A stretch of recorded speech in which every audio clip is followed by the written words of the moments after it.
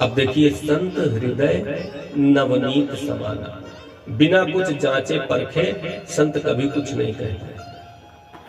समीक मुनि ने कहा, राजा सांप के योग्य नहीं था, वो तो भगवान का भक्त था।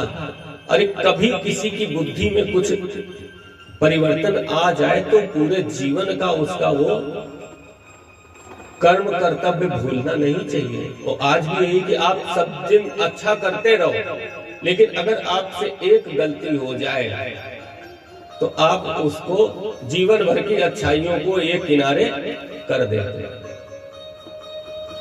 ऐसे सब अच्छे सब अच्छे सब अच्छे खूब अच्छा, क्योंकि तुम्हारे लिए अच्छा हो रहा, और एक दिन उसकी गलती अगर कोई हो जाए, किसी कारण से आपको आपका अपमान या कोई भी विरोधाभास लगे, तो आप उसके जीवन भर की अच्छाइयों को भूल जाते हैं।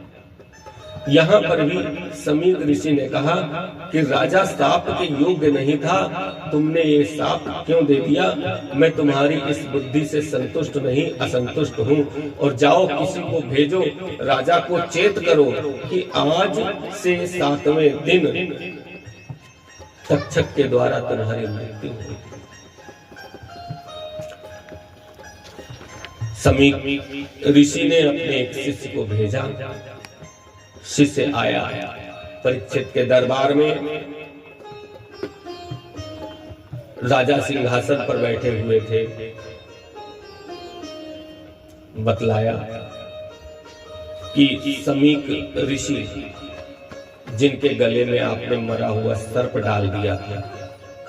राजा बहुत पछतावे में बैठा था जब वापस आया कि मेरे द्वारा ये क्या हो गया। एकदम से क्यों हुआ, कैसे हुआ, ये होनहार की बात है, लेकिन एकदम से मेरे द्वारा, उनको ये नहीं मालूम है कि हिंसा के लिए मैं गया था, कलयुग का प्रभाव था। अपने मूल स्वभाव में जब आए उस समय भूख भी थी, प्यास थी, उद्विग्न थे, मूल स्वभाव में नहीं थे। जब मूल स्वभाव में आए तो बड़ा अफसोस कर रहे थे। ऐसे में ही समीक ऋषि का वो शिष्य आया और कहा कि समीक ऋषि के पुत्र श्रृंगी ने आपको साप दे दिया है कि आज से 7वें दिन तक्षक के डसने से आपकी मृत्यु हो जाएगी। परीक्षित बहुत प्रसन्न हुए मन ही मन कि जिस प्रायश्चित को मैं ढूंढ रहा था कि मैंने इतना बुरा कर्म किया है, एक ऋषि का अपमान किया है, मेरा किस प्रकार से प्रायश्चित होगा, किस प्रकार ये साप मिला तो मेरा उद्धार ही होगा।